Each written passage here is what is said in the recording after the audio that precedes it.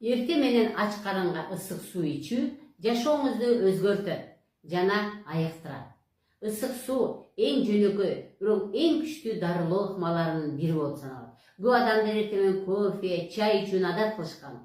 Бирок жөнөкөй жылуу суу ичүү бул ден соолукту чыңдоонун эң натыйжалуу жолдорунун бири.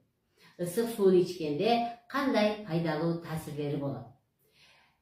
Ашказанды тазалайт жана тамак сирүүнү жакшыртат. Эрте менен ач карынга бир стакан жылуу суу ичүү ичегилерди ойготот, токсиндерди сыртка чыгарат.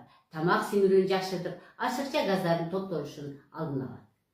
Метаболизмди тездетет жана салмак жоготууга жардам берет. Isık суу майларды эритип, аларды тезирээк бөлүнүп чыгышына көмөктөшөт. Күнүнө 2-3 стакан жылуу суу ичүү ашыкча салмактан арылууга чоң жардам берет. Иммунитетти бекемдейт. Организмдеги уулуу заттарды чыгарып, вирустарга, бактерияларга жана башка микроорганизмдерге каршы жөндөмүн күчөтөт. Туура адатка айланса, организмди суук тийүүдөн жана инфекциялардан коргойт. Кан айланууну жакшыртат жана жүрөк ооруларын алдын алат.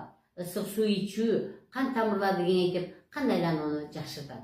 Бул гипертония, инфаркт жана инсульттун алдын алууга жардам берет. Стрессти жана нерв чарчоону азайтат. Жумшак, жылуулук жашоодогу чыңалууну азайтып, нерв системасын тынчтандырат. Уйкунун сапатын жакшыртып, чарчоону кетирет. Бөйрөктөгү жана боорду тазалайт.